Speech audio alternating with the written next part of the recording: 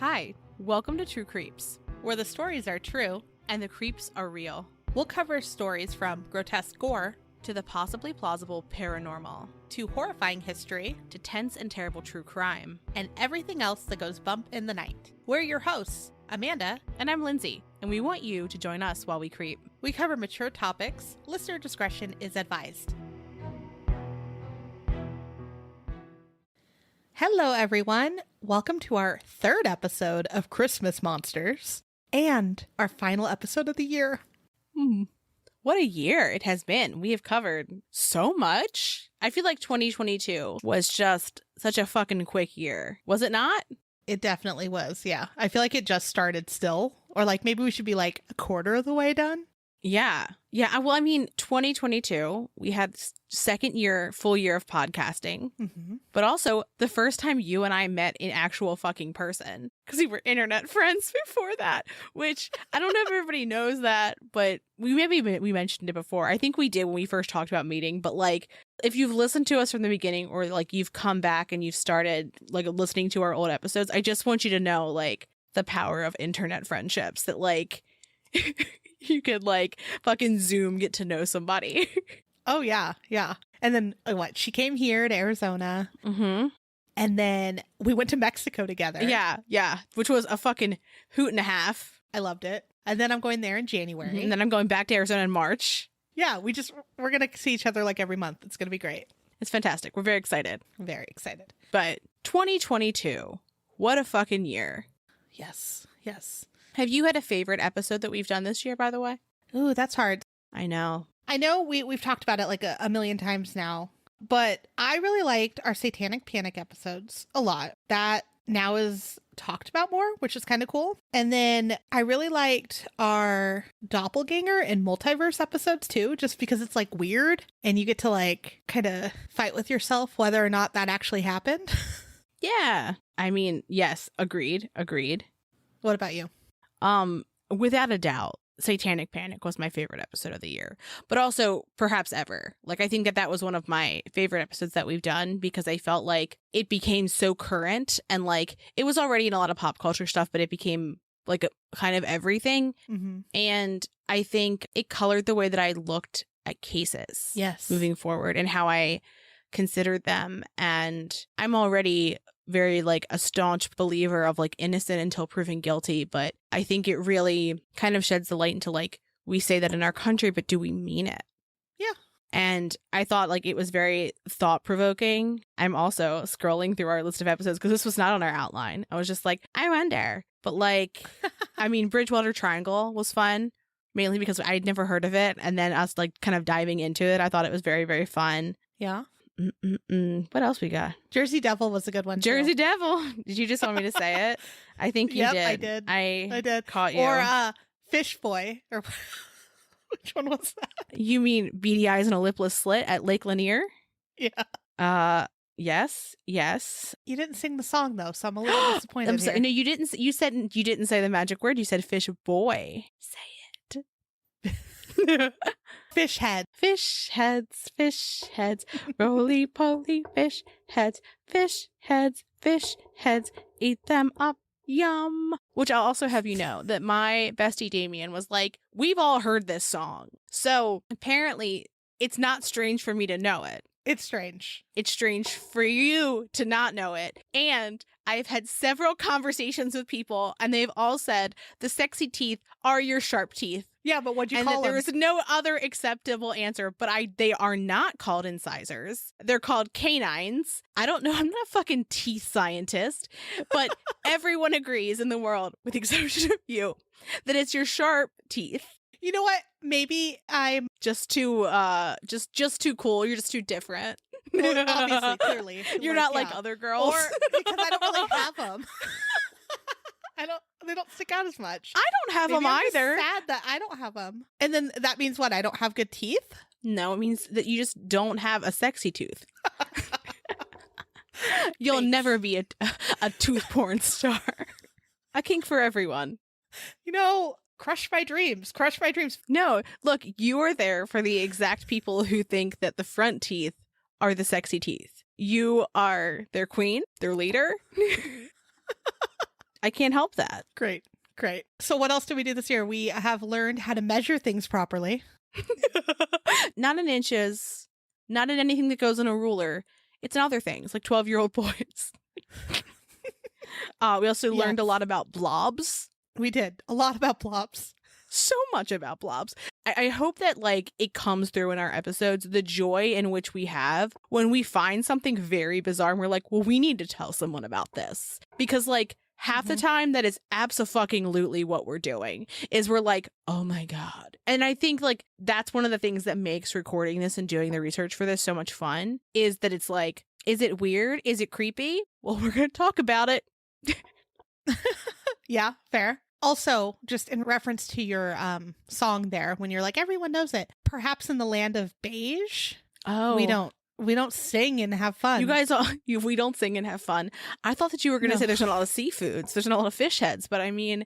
Oh, I mean, that might be an explanation too, but I think it's more... That's probably part of it, but... The land of beige doesn't enjoy happiness. No, it's just... I'm excited to see the colors of the world.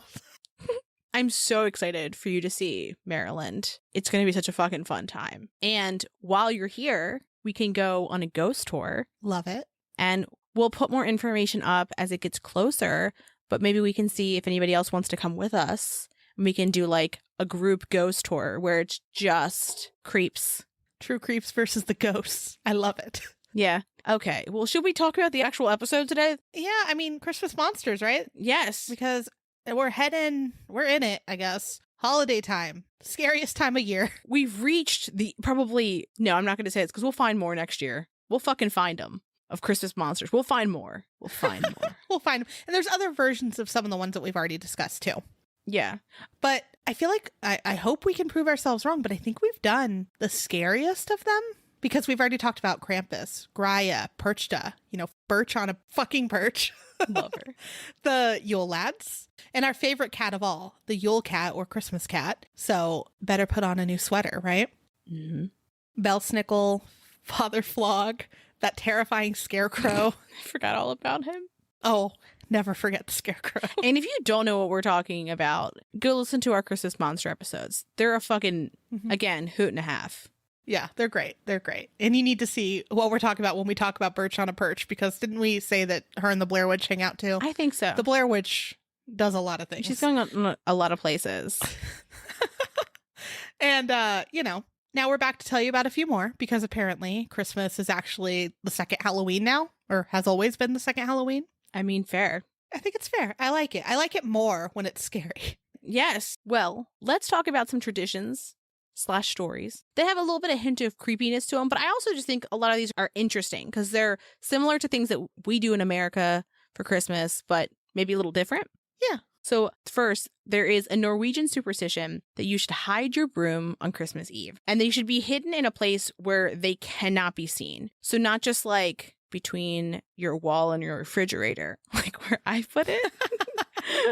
Or behind your basement door, because you don't ever close your basement door, so you would never see it. Like, truly away. And this is because if evil spirits or witches awake, they will take them and ride across the country. What a time. Like, it's like them stealing your car, right? They're like, where are these brooms? Bring them out. Behind a door, like, I've already broken into your house. Another door is simply too much work. Right. And it calls to them. So they'll go into your house, and you don't want the evil spirits and witches. And I saw a debate do the witches bring the evil spirits? Is that their +1? Is it either or? There's so many different stories, but collectively. The idea that witches don't just exist as people, right? That they're awaking.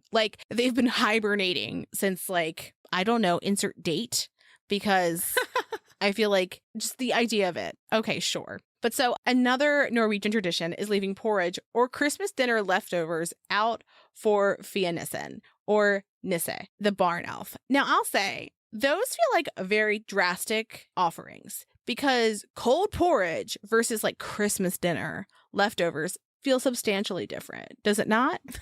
He's just supposed to be given a meal and sometimes a drink along with it. Yeah, he's appreciative, So he's described as small, no bigger than a horse's head, and wears gray clothes, knickerbockers, and a red hat. Love it. And look, we're keeping with our tradition of never measuring anything with a fucking ruler. We never will. Ever again. It's no bigger than a horse's head. That's what everything said. And I was like, great. Fantastic. Horse's head, perfect measurement. It's not 12-year-old boy. I'd say maybe half a 12-year-old boy. Quarter, maybe? Yeah. Because, I mean, a horse's head is pretty long, I'm like, you know? depending on where you're measuring the horse's head, right? Oh, are you including the neck? I wasn't including the neck. I was including, like, things that would cover the skull are the head, as far as I'm concerned. Yeah, sure. And the hat is also similar to what Norwegian farmers would wear. Also, the inside of the hat was gray. And if you turned it inside out, he would be so gray that he would turn invisible. Convenient. Question for you. Yes. Is there an Arizona version of this where it's beige on the inside? Pretty much everything we do, right? Like, yeah. You could just disappear standing next to the house because... Yeah, you put on a pair of khakis and you're gone. Yeah, you're gone. Okay, so Nisse was a good helper around the farm and he was rarely seen, and he helped as long as he was treated well. And the tradition is that one of the things that farmers would do to show their appreciation around the holiday is to leave him a meal out on the table or counter so that he could help himself. But if they failed to do so, Nisse would become mischievous or harm something on the farm, like people or animals. Which, this sounds a lot like Aloysius to me. It does, yeah. But so, we saw one story where the farmer left some porridge out, but Nisse didn't think he left any butter in it, so he got pissed and then murdered the farm's best milking cow. Dramatic over butter. I mean, I like that what you were saying was he was dramatic over butter, and I was like, everyone knows you gotta put a little butter in. I'm also like, I don't think I know what porridge is now that I'm thinking about it, because I'm thinking of it as grits, but is it oatmeal? I think it's more oatmeal-y, but not quite either of them. What is porridge? Let's ask the internet. What are you going to learn at True Creeps? Who could say? What's the difference between oatmeal and porridge? Oh, see, I was closer to oatmeal. I'm right. Oats with water and milk. Yeah, but no, here's what's different, is that porridge is not just oats. It's any grain that's chopped up and then it's kind of like boiled. So it's like a starchy type of situation. So it could be, sometimes people will use corn or rice. Oh. Interesting. Okay. So I could definitely see why you need a little bit of butter. Also, okay, do you eat oatmeal? Yeah. Okay, do you eat grits? No. Why? What's the difference to you? I don't know. I mean, grits is cornmeal, but like there's a difference in that. I mean, I guess granted, I haven't tried like well-prepared ones. Like it's not a common thing here. Oh, okay. Okay, that's fair. So like that might be it, is like I've tried it at like, I don't know, a Denny's or something. And I was like, this is not good. Yeah, like if you haven't had like good grits that are like kind of doctored, then it's a different vibe, because my ex made it first and now it's continually how I will like casually eat grits. Is I'll put some curry powder in it, some salt, a little bit of butter, cheese, and sriracha, and it's delicious. I think that you would hate that. Yeah. Yeah. So I think that you could do like butter, some cheese, and then maybe like, is there a certain spice that you put in like everything? I just want it to be sweet like oatmeal. There are people who eat grits sweet, but I don't respect that. It just feels wrong to me. I don't know. I probably haven't tried them. So. It's the consistency probably, that like things that are in that like pudding, ice cream kind of like goo sustenance, if you will. Like there's not a lot of like savory goo that's not soup. Savory goo that's not soup. Oh my gosh. If that's not appealing and selling it for you, I don't know what is. I love a good savory goo that's not soup. But anywho, we're talking about Nisse. Okay, so remember, he killed a fucking cow. The best milking cow, because there wasn't butter in his porridge. And after he realized the butter was just at the bottom, he went to the neighbor's house and stole their cow for the farm, because he was like, my bad. Yeah. My bad. You're right. That was a bit much. Like I could have taken a fucking second, but also like, why was the butter on the bottom? That's kind of weird. Because it's settled to the bottom. You don't kill a cow over butter. Like you don't kill a cow over butter. I didn't get my butter. Fuck this cow. Like that's absolutely not like my reaction, right? I'd be like, I'll just help myself to some butter while I'm fucking here. You know what I mean? Right. Whatever. But anywho, some still take part in the tradition while others have changed it a little bit. And the tradition of julenisse is a tradition that sort of combines Nisse and Santa. And so julenisse looks a lot like a barn elf, but he visits homes on Christmas Eve with presents. And his greeting is, are there any good children here? And sometimes he demands the children sing to him before they can have their presents. And I will say, like, Okay, first off, adorable. But also, I don't know if I can remember any particular movie that it's from, but it sounds so familiar that like Santa would come in and say that. But Yeah, minus the children having to sing. I mean, that's fair. But I like that it's like evolved from like killing cows over butter to like this little elf thing coming into the house and bringing gifts. Yeah. So let's move on to another interesting Christmas story. And this one is said to originate from South Africa, but there have been people that have tried to investigate the story and try to figure out where it actually came from. And no one can actually figure that out. Ooh. So a lot of people say it's from South Africa, but it could just be a story too. But this is the reason not to eat Santa's cookies. Oh, shit. So the story goes that there's a little boy named Danny, and he ate Santa's cookies while his grandmother's back was turned. So she like baked the cookies, I believe sat him on a counter, and then he ate the cookies. When she realized what he had done, she got extremely mad and beat him to death. Goodness. Now it is said that Danny's ghost visits houses on Christmas Eve, punishing bad children that misbehave. I feel like Danny should be punishing abusive grandmothers. That would make more sense. I feel like the story is just to tell the kids not to fuck with Santa's stuff while you're trying to prepare it. I mean, that's fair, but I would also just say, as a ghost therapist, I think that until Danny reconciles with the fact that he needs to, like, take vengeance for his grandmothers and he didn't deserve that behavior, he cannot move on. Yeah, it's a little extreme. It's a little fucking extreme. Jesus. But yeah, I loved that people were like, we need to find the roots of the story. And they were like searching for someone named Danny that died around Christmas time, like a child. And they're like, we can't find anything on it. And a lot of people from South Africa don't really know the story. But everyone that tells the story online says it originates from South Africa. So What an interesting Christmas urban legend. yes. So here's another one I want to discuss. And I think it's more sweet. It's a sweet Ukrainian story. And the reason I looked this one up is because, of course, we love spider webs. And in honor of Ben's spider wife. I also want to bring up that I also now have a spider spouse that lives outside my bathroom window. And his spider wife went missing. Oh, no. And I was like, I'm like, my condolences. This is also a good time to tell you that I have a spider spouse. And he was like, well, maybe she moved. And I was like, well, then that means that she left you for me. That's my spider spouse now. You can't just take them because it's in my bathroom window. It's on the outside. I just need to tell you that because if it was on the inside, I'd be screaming. Thank you. Thank you. They would like hang down and like unfurl themselves. Be like, think of like dinosaur in Jurassic Park. like that. That sounds a little scary. It was, but they're on the outside, so it's okay. And because I am a gremlin that always leaves my bathroom light on, there's always a lot of like bugs flying towards it. So it was a very bountiful area for my spider spouse to eat. And so I was like, you literally cannot steal my spider spouse. Like that's absolutely, it's a no-go. You cannot do this. And then he found his spider wife. She was back. Oh, good. I'm glad. Yeah, she came back. And into like where she originally was. He was like, for days, he was like, I think she's dead.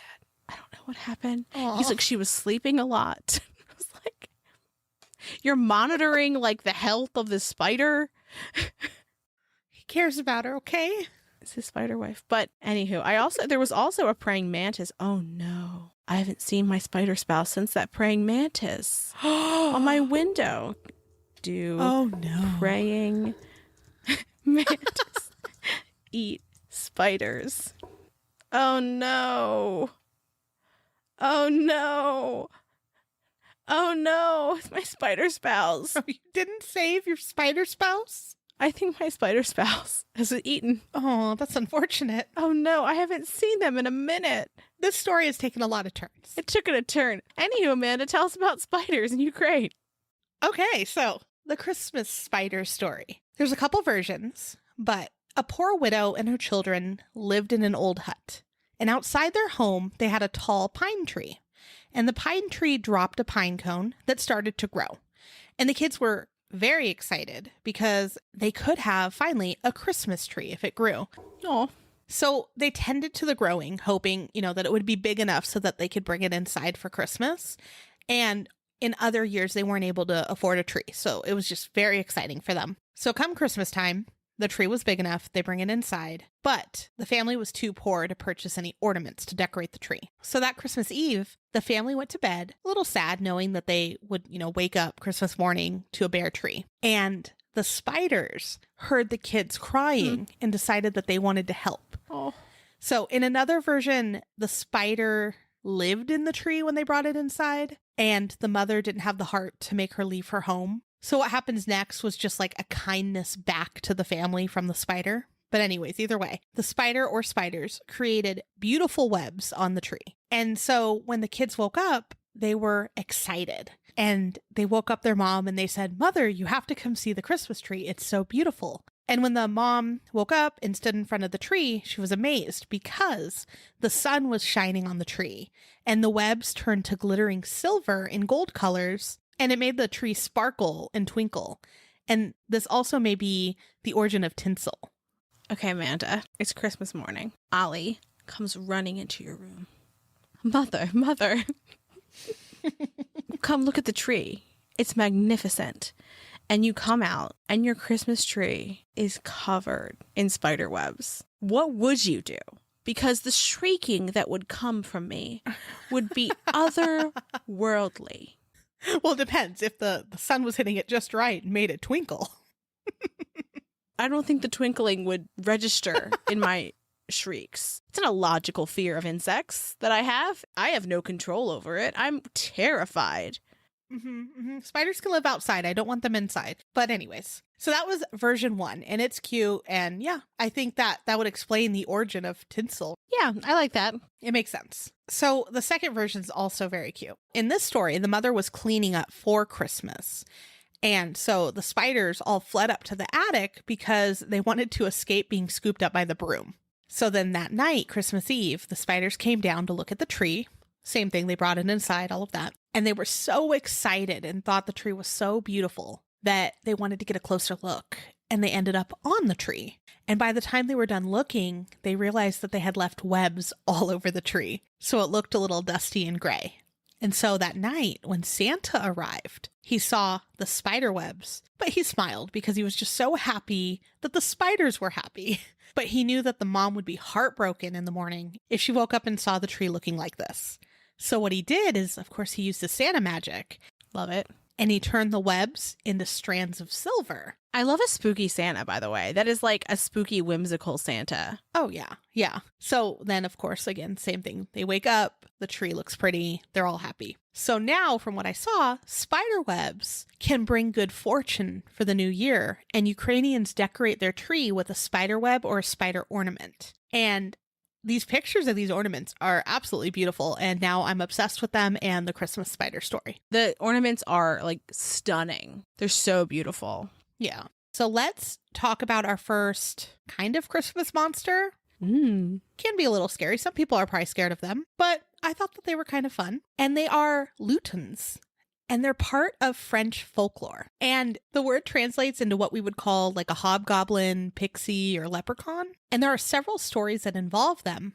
So we're going to start off with talking about their relation to Christmas, and then we'll move into something a little different. I like it. I like it. And they're pretty much Christmas elves. Like when you think of a Christmas elf or like Santa's elves, that's what they kind of look like, at least from the pictures that I've seen of them. And it sounds like a lutin is what actually inspired Christmas elves or things like Elf on the Shelf. Oh. Because their stories are pretty similar.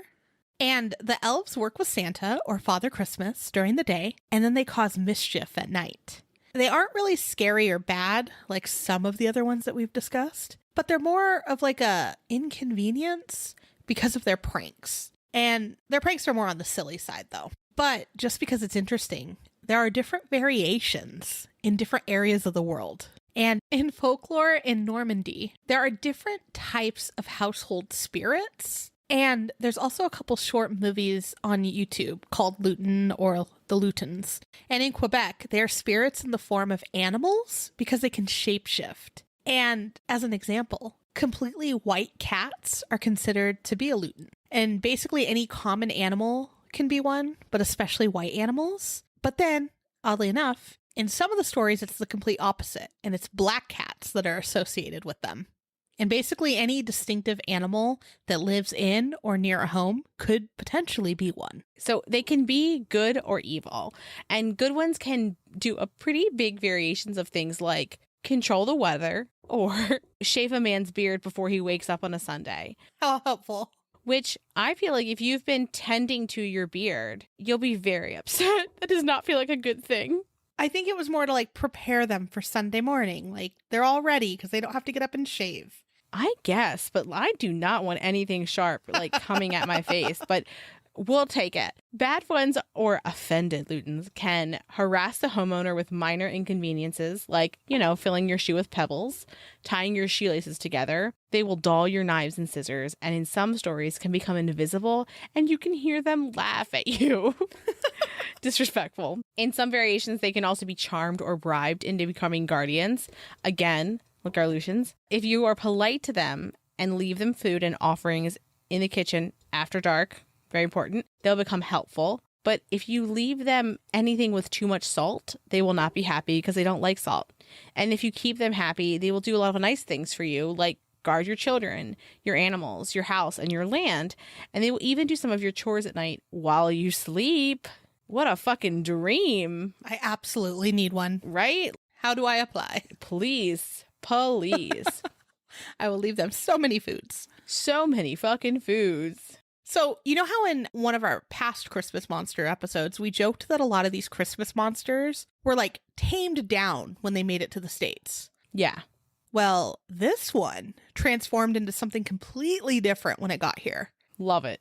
This is the first time where I'm like, it got creepier. So in Detroit, there's a creature called the Nine Rouge. And it's also been called things like the Red Elf, the Demon of the Strait, Detroit's age-old guardian. And he's an urban legend from French and American folklore, but with sort of a twist. Also, some now argue that it could have some native origins. So there's a lot of places it could have come from. So let me tell you about him. He's unlike the other Lutons, and he's an omen of misfortune and terrible events to come for Detroit. Also, he doesn't look like a typical Luton. Remember, those kind of look like little elves? This guy has blazing red eyes, and that makes me think of Lucifer and him, chilling near the Denver airport. Lucifer. It's been a minute since we talked about you. Right? My favorite. He has rotten teeth, and he's a small childlike creature with red or black fur boots. He's a sight. He's the boots with the fur.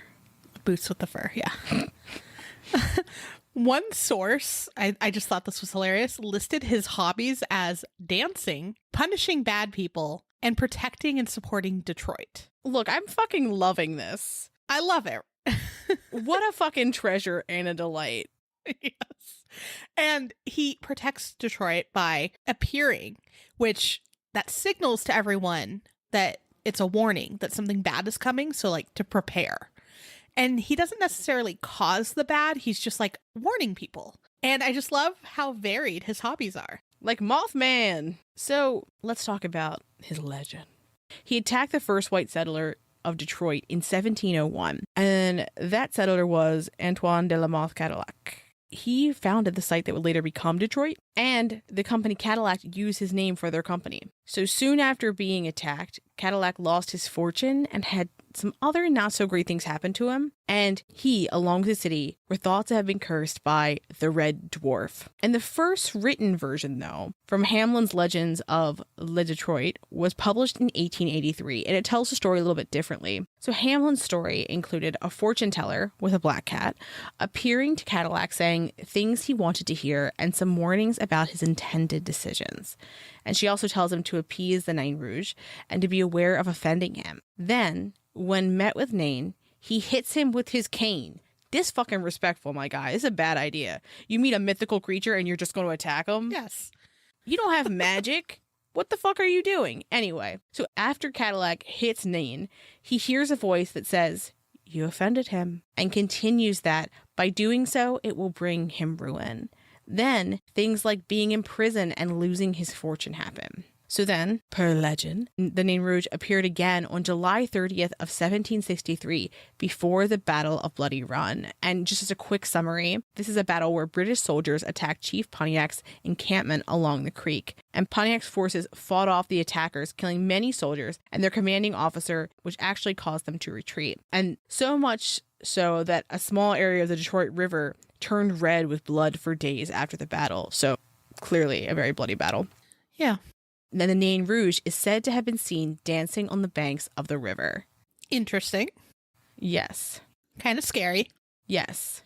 There's also multiple sightings of him before the 1805 fire, which destroyed most of Detroit. Before General William Hull's surrender of Detroit in the War of 1812, he reported a dwarf attack in the fog.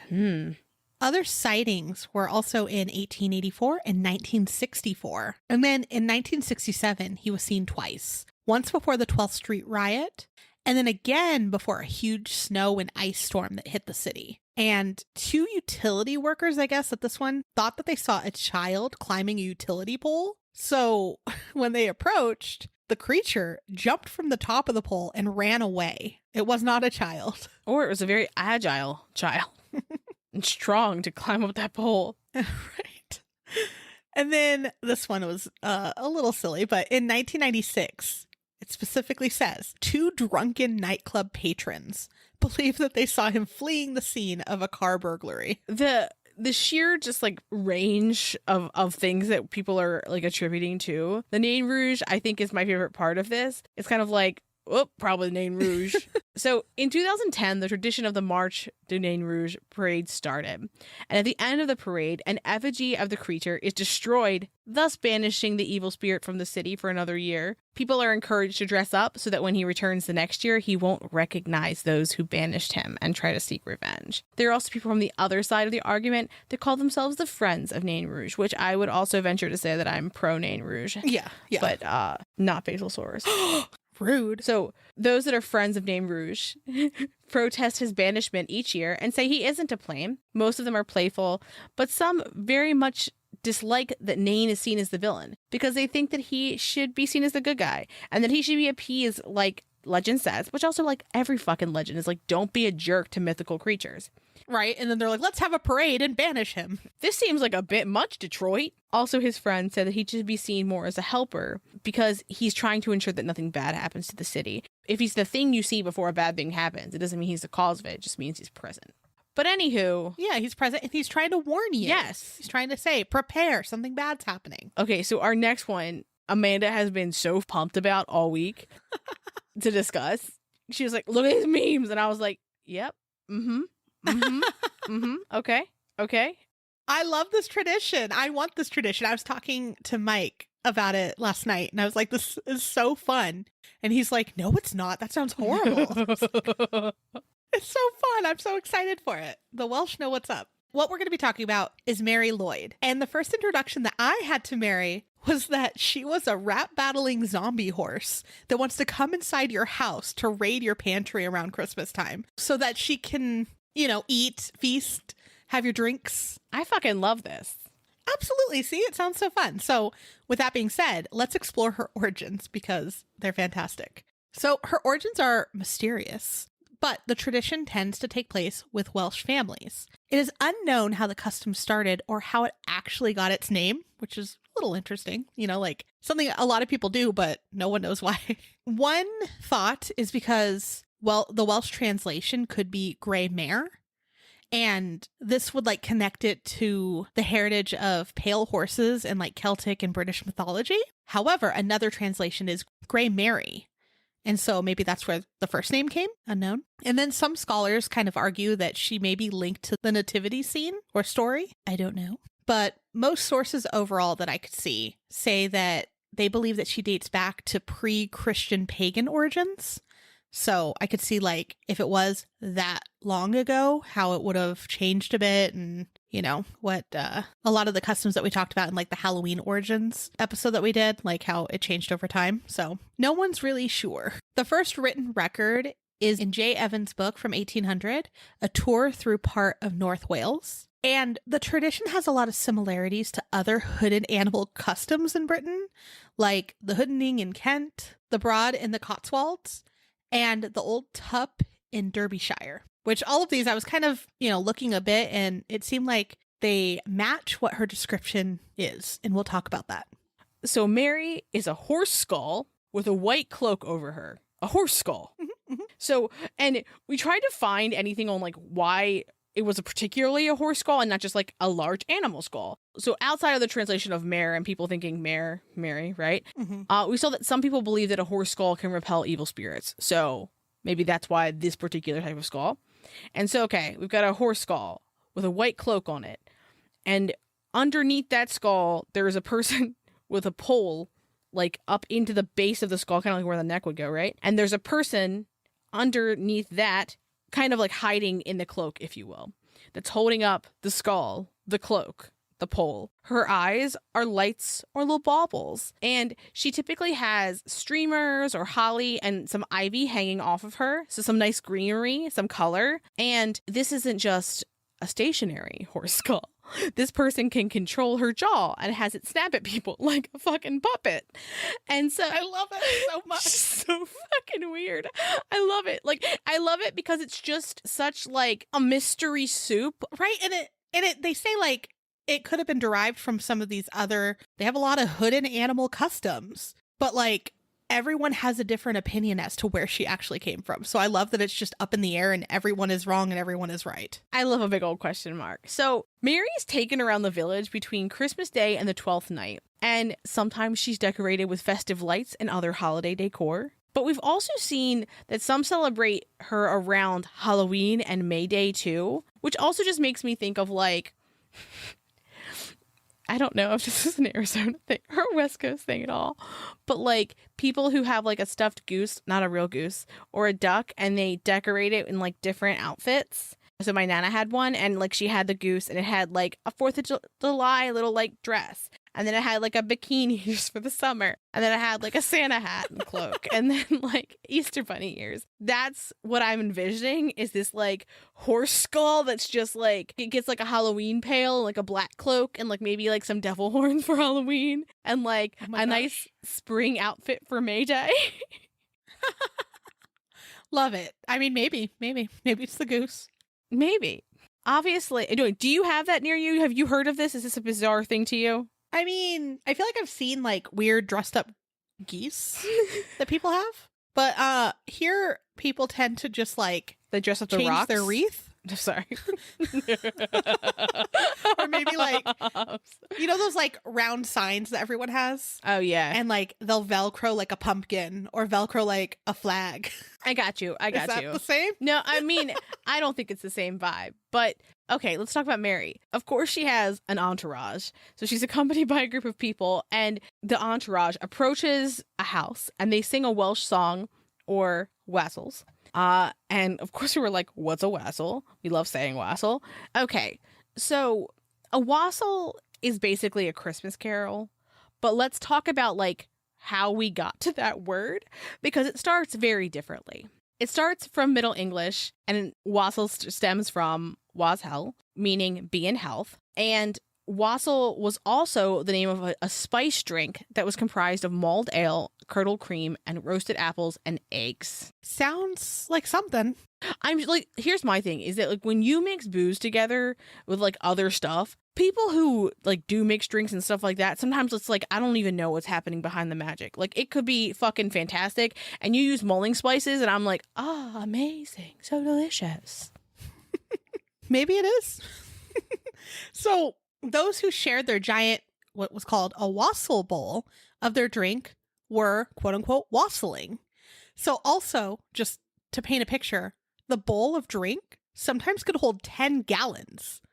Whoa, that's a big bowl. It's a big bowl. So they would share their drink. Are they carrying this around? No, they're drinking it's like a punch bowl. Yeah, kind of. It's like a giant punch bowl, and they'd share their drink. And that was wassailing, when they're sharing their bowl of drink. And the term evolved to describe the custom for begging for booze around Christmas time.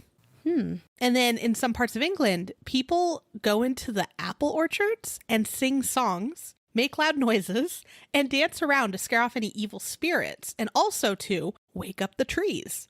so that they will give them a good crop. Also, because I just thought this was super interesting and I had never heard of this before, I never really thought about where it came from. Also common to place toast, which has been soaked in beer or cider, into some of the large branches of the trees to feed them and thank the trees for giving them apples. And this is where the term to toast someone with a drink comes from. That blows my mind. Right? I never thought about it. I did not know that. I asked Mike and I was like, do you know where the term to toast someone comes from? And he's like, oh yeah, isn't it something putting toast near trees? And I was like, how do you know this? I was a little mad. Yeah, but he likes the history. So like he strikes me as a person who would be like, why do we do this? And then look it up.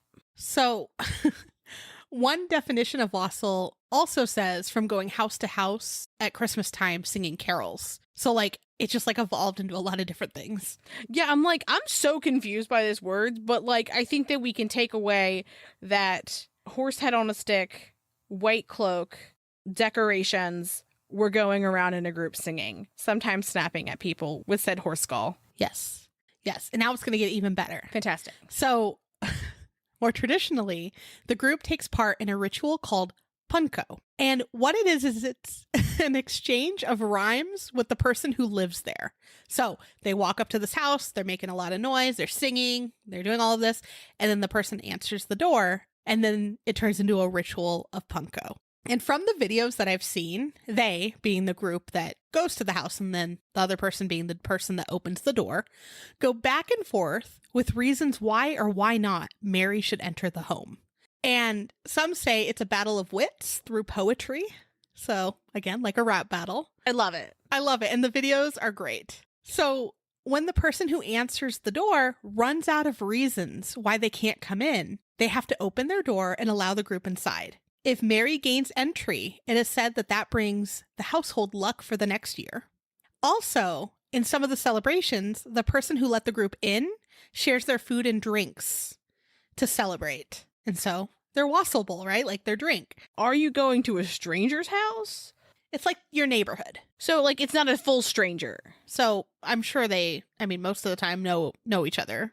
Okay, because in my head, I'm like, I was thinking a stranger, and I was like, I am not going to go in some stranger's house and be like, we're going to have a party here, and I'm going to eat the food and drink that you give me. I mean, it sounds fun.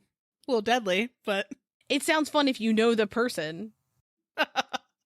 Yeah. Oh, I'm absolutely, like, look, we've discussed the proximity of my family to where I live. I don't know how I'm going to procure a horse skull in this short of notice. I heard that they're very pricey, too. I'm sure I could find a plastic horse skull. Ben can 3D print me one. Never mind. Oh my gosh, please. Please do. I love it so How much. jealous are you right now that I'm going to have a 3D printed horse skull? Not too bad, because I'm just going to steal it in January. Yeah, fantastic. So I can do this. But I love, too, so when Mary gains entry into the home, she's still kind of a trickster, and she'll snap her jaw at the kids, if there's kids inside, or the people that answered the door. So like some of the videos I saw, the group enters and like Mary's still like slapping away the jaw, and it makes a sound because, you know, it's a skull. So it's a little scary. Yeah, I'm sure it is. There's like teeth still. Now, not surprisingly, this tradition has been seen popping up all over the world, obviously including the United States. And a few years ago, Mary came to Los Angeles for Pagan Pride. In Philadelphia, we saw pictures from Twitter from January 2022 of people being very confused. And also, just Mary memes are like a 10 out of 10. I love this so much. There is a Krampusnacht parade here that I would be very surprised if there was not a Mary version here. And that would be if so we can get it cool. together in time. Maybe I can convince Ben that we need to take her there. Yes, please. Yes, please. Because, like, again, her origin changes. Like, some people say it came from those other traditions. And it, you know, when I said, like, they would beg for booze, they'd also beg for other things, too. So, like, could be the representation of famine. But, like, just how it evolved into, like, the rap battling Christmas horse skull. Zombie horse skull. Zombie horse skull. And like we're gonna share some of these memes that I found. Like that's how I actually found the tradition, is through a meme. And I was like, what is this? And like one of them, you know, the stupid table, and it's her at the table, and it's Mary Lwyd is better than Krampus. Changed my mind. It's the whimsy of it, I think, that I like so much. It's kind of like no fear, only good vibes. Like she's like a horse skull that is here to eat your food, but also here for a good fucking time. Oh, yeah. Yeah, with her group of people. And, like, we didn't go too much into the group because they sometimes dress up as certain characters, but just knowing, like, it's a group of people surrounding a horse skull. So good. And then, of course, just we're going to share some of these memes. I love them so much. I was, like, cackling, researching for this one. And Mike's like, what are you doing? And I'm like, I'm just looking at this horse skull and what it does. They truly are excellent.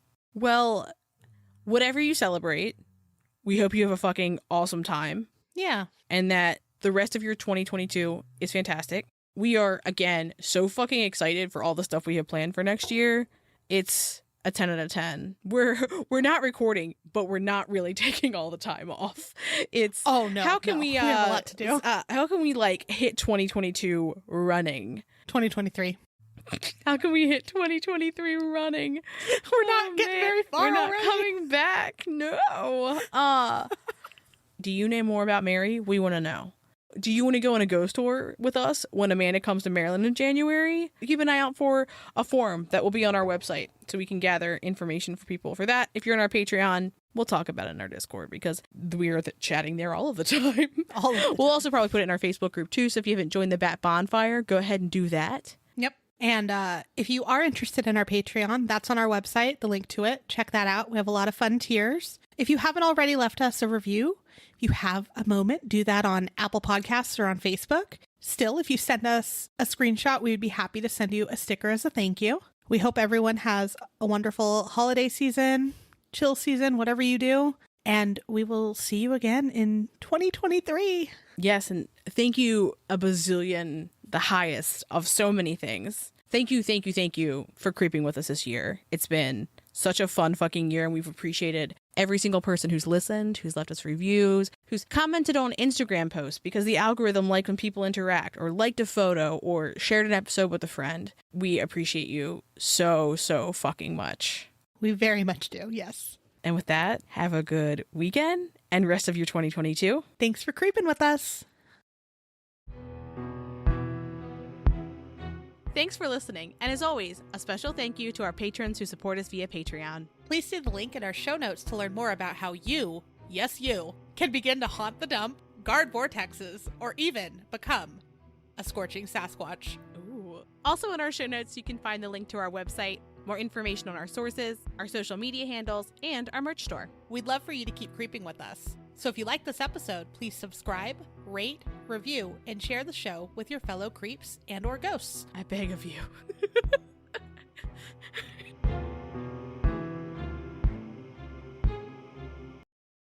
Say it. We'll fucking find them. And our husbands who don't listen unless we make them. Whatever. They suck. It's fine. It's fine. It's fine. I actually truly don't care because I'm like, you listen to my voice like so much. They should just want to listen to only our voices all the time. Only our voices. Oh. Yeah, I think that he thinks that I truly am like upset about it. And I'm like, no. And he'll never know because he won't listen to this. He won't know. He's gonna be like, what ghost tour? Well, when I'm like, which one are we going to? Where is it? What time is it? Let's plan everything. He's going to go, what? Pardon? What are you talking about? No, all he's talking about is his Nerf war with Oliver, so. Oh, yeah. I mean, I'm very excited to show you around. I think that you are going to love Maryland. I think so. On paper, I love it already. I get daily houses sent to me now, and I'm like, look how cool this is. It's not beige. Perfect. There's no rocks in the front yard. I mean, some people have rocks in their front yard, but they're decorative rocks. Those aren't what's being sent to me. I'm only seeing grass, and I'm so happy. No. I mean, like 4 rocks that like line like a walkway. Oh, see, that's okay. I don't mean just rocks. Like you have like, it's like a litter box. Like is how it looks. Not you specifically, but like the way that they are in a lot of the houses is like a litter box because it's like that color. Am I wrong? Everything's that color here. The beige? Yeah, no. That's just the land of beige. You described it perfectly. Someone in one of our neighborhood sites was like, I just moved here from the East Coast and everything seems so cookie cutter and boring. And is there a better city to move to? And we're like, no. Is there a better city to move to? Yeah, anything with like any sort of personality, and everyone's response was like, no. I sent her a list of demands of where we're going or where we're going to move. Oh, they're so easy too. I was like, oh, we're good. You're gonna be fine. Now, I don't think Mike's gonna want to bicycle a lot of places because, like, the places where it's close enough to bike, maybe the roads are in a way that you wouldn't want to bike. Like, for example, where I live, there's a massive hill, and then there's like a dip, and then it comes back up. If you were to ride a bike down that hill, perhaps you, like my grandmother, when they crashed their bicycle, would bite their tongue off. And then have it sewed back on, and it was fine. It was fine? So, like, he'd still be able to talk, is what you're saying? Disrespectful. Especially because it's not like Mike's like a chatterbox. He's like, Yeah. be quiet. I need to turn my NPR up. Like, he does. He's a quiet man, I feel like. Oliver's called him out every time he picks him up from school. He's like, Mom listens to music, and you're always listening to these people talk. Look, my dad listened to NPR growing up, and I remember, like, he would come on and I would just get nauseous. And, like, now I love NPR, love a podcast, obviously. But, like, my dad would also listen to, like, the most strange things on the radio. And, like, my brother and I would, like, joke because he would be like, we would get in the car and he's like, oh, time to put on, like, this obscure radio show. And it was like, oh, it's time to listen to, like, Plastic Bags in Space on WTMD at 10 p.m. on a Thursday night. And we're like, what? And he would put it on, like, ready for whatever, like, the our thing was on the radio. We're making fun of that, but we talk about blobs, so. I mean, yeah. And Van's hardware monster. Look, guys, Amanda and I are getting a tattoo while she's here. And I am trying to convince her to let us give the write-up to the tattoo artist and be like, draw us what you think this looks like. And the tattoo artist is the one that did my Mothman and Loveland Frogman on my thigh. So, like, she's incredibly fucking talented. She's done a bunch of cryptids for Ben. She's, like, really good. But I'm like, let's let her figure out what this is. That's what I'm trying to convince Amanda of. We'll see. We'll see. My fingers are still crossed.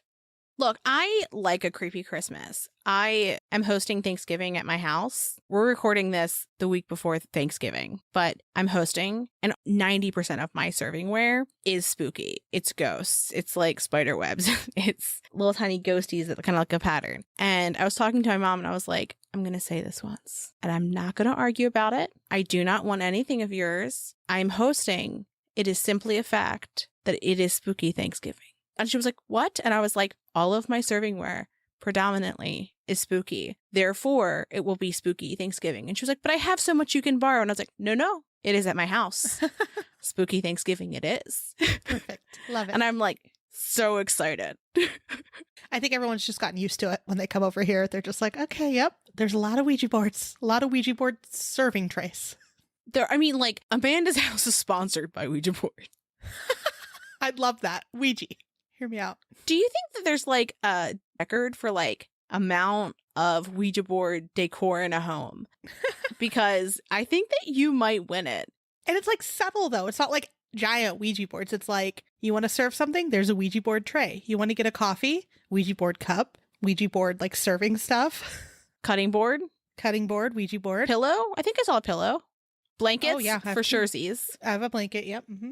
Carrying groceries in, maybe in a tote. Oh, I do have a tote. You're right. It's subtle. It's great. It's fine. Mm-hmm. I didn't get my butter. Fuck this cow.